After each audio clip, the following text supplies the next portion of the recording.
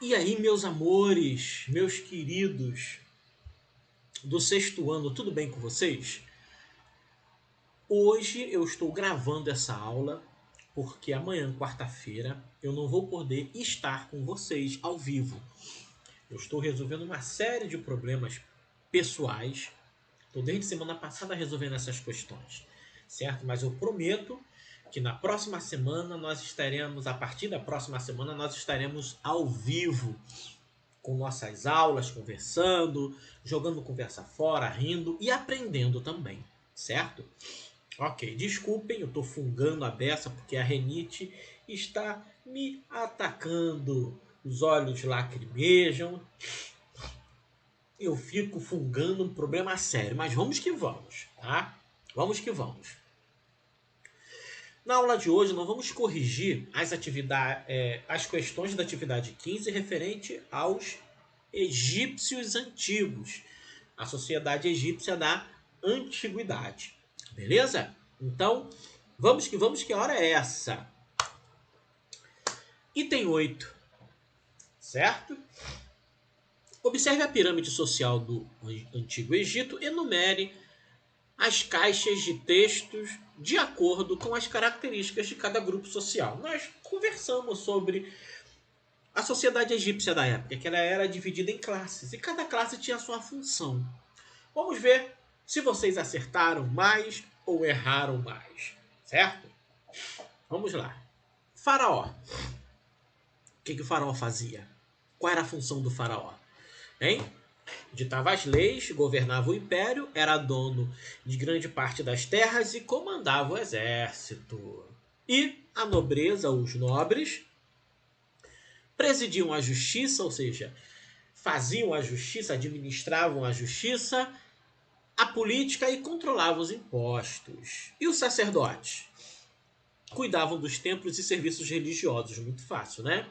E os soldados? Passaram a ter importância na expansão do império, certo? Quando o Império Egito começou a expandir os seus domínios sobre outros povos, quem vai fazer isso vai ser o exército egípcio, certo? E os escribas, número 5, faziam os registros da população, animais e impostos. Eram os caras que registravam tudo para o faraó. Escreviam. Escriba quer dizer escritores, certo? E os comerciantes? Número 6. Muito fácil, né? Viviam nas cidades e praticavam comércio. E os artesãos? Dedicavam assim ao artesanato, aquela galera que trabalha com as mãos, né? Que faz as coisas com as mãos, né? Bolsa, sapato, roupas, enfim. Número 8, os camponeses, muito fácil, trabalhavam nos campos. E por último, os escravos eram obrigados a trabalhar nas obras públicas e em outros afazeres. Para vocês que acertaram tudo, aquele sorriso bonito do nosso cachorrinho, parabéns! Vamos para o texto 9, ou a questão número 9. A questão número 9 são dois textos que falam da importância. O primeiro fala da importância do rio Nilo para os egípcios, e o texto 2 fala da grandiosidade e da prosperidade que era a economia e o comércio do Egito antigo, certo? Vamos lá, texto 1. Todos os anos, na época das cheias, a margem do rio Nilo transborda, irrigando e depositando material orgânico, animais e vegetais em decomposição, tornando as margens do rio fértil, facilitando a prática da agricultura. Portanto, o texto 1 fala da importância do rio Nilo para o Egito, especificamente para a produção de alimentos, para a agricultura, né? O Egito ele era uma potência na agricultura graças ao rio Nilo. Texto 2.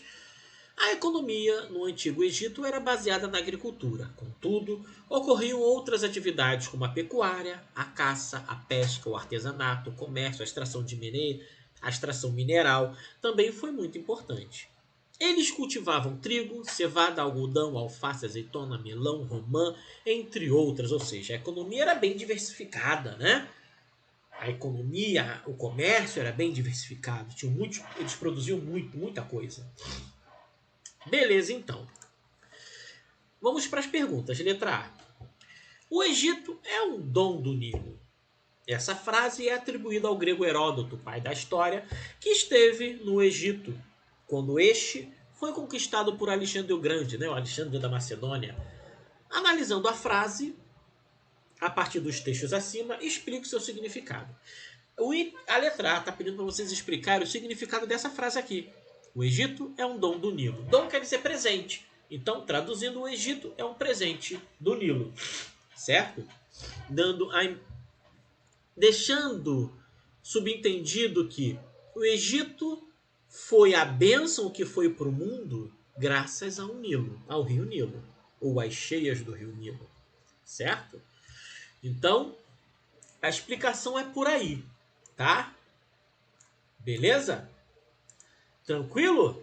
Eu fiz aqui uma explicação, tá? Que é a resposta. Professor, e se minha resposta for parecida com a do senhor, mas eu escrevi de forma diferente da do senhor, mas eu quero dizer a mesma coisa? Não precisa apagar, tá certo. Agora, professor, o que eu escrevi não tem nada a ver. Então apaga e corrige, tá? Escreve aquilo que eu escrevi. Vamos lá. A resposta da letra A.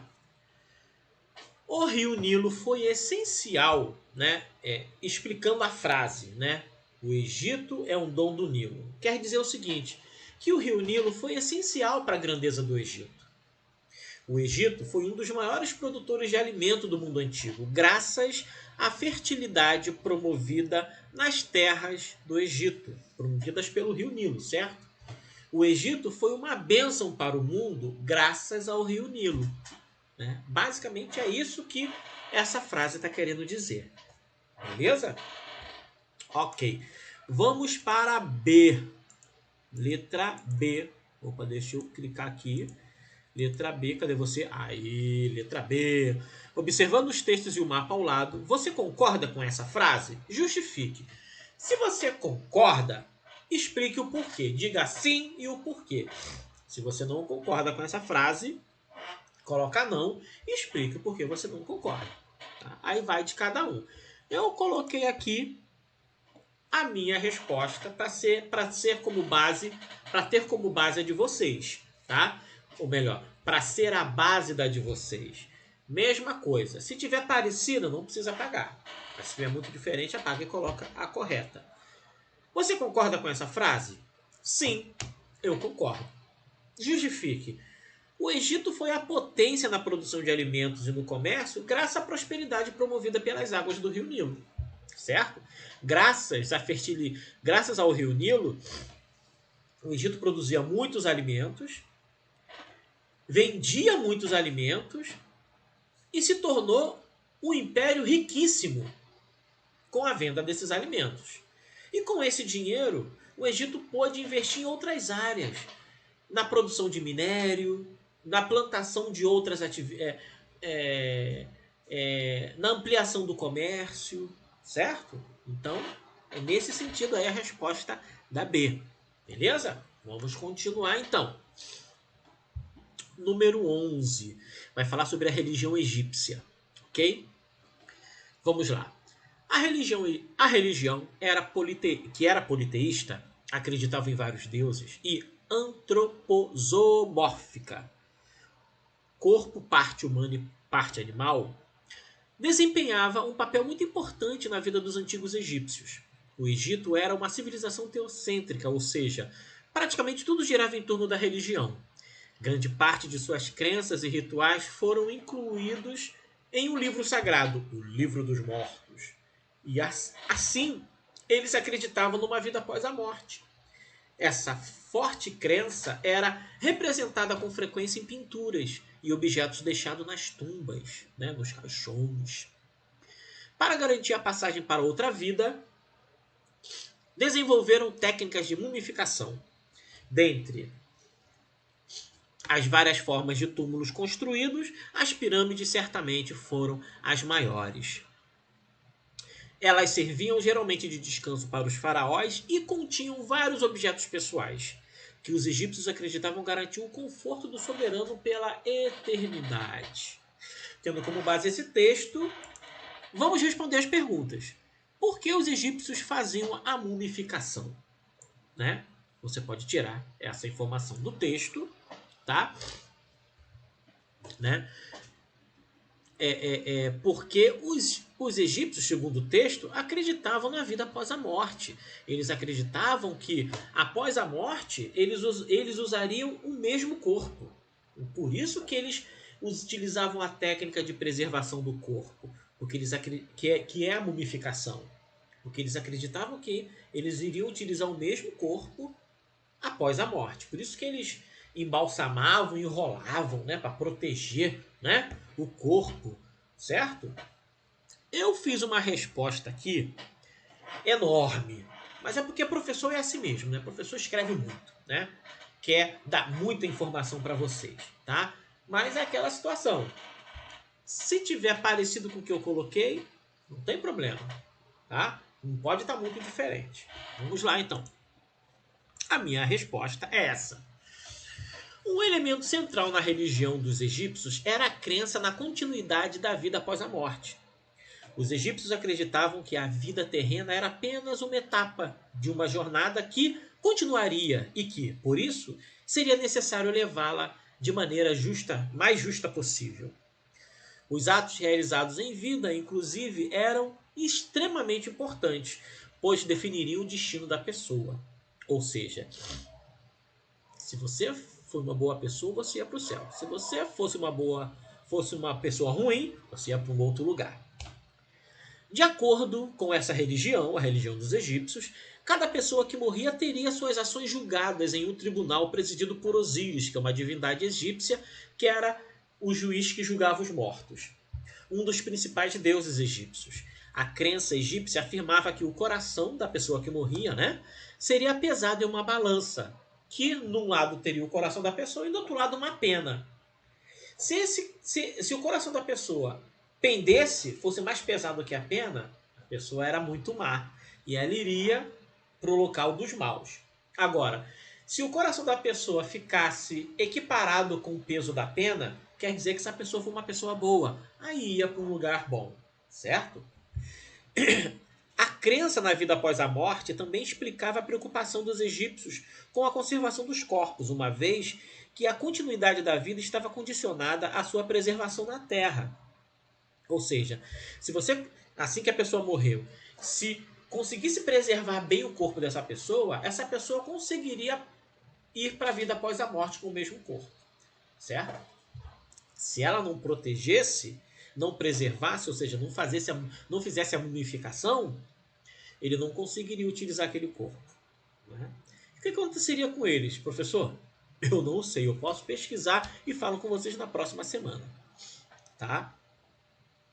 A crença na vida após a morte também explicava a preocupação dos egípcios com a conservação dos corpos, uma vez que a continuidade da vida estava condicionada à sua preservação na terra.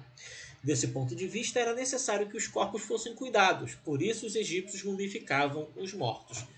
Mas eu preciso escrever tudo isso? Não. Né? Letra A. Por que os egípcios antigos faziam mumificação? Porque eles acreditavam que usariam o mesmo corpo na vida após a morte. E por essa razão, eles faziam a mumificação dos corpos com o objetivo de preservá-los, para poder utilizar na vida após a morte. Certo? Beleza? Vamos para a letra B. E as pirâmides? Para que foram construídas? Está no texto. Elas serviam geralmente de descanso para os faraós e continham vários objetos pessoais, que os egípcios acreditavam garantir o conforto do soberano pela eternidade. Ou seja, elas serviam geralmente de descanso para os faraós. Certo? É a resposta da letra B. Eu coloquei essa aqui para abrigar os mortos. Mas as pirâmides especificamente abrigavam somente os faraós, porque eram construções grandiosas. Eram somente para os faraós. Quem não era faraó era enterrado em outro lugar. Beleza? Tranquilo, meus amores? Então, finalizamos e a gente se encontra na próxima semana. Um beijo no coração.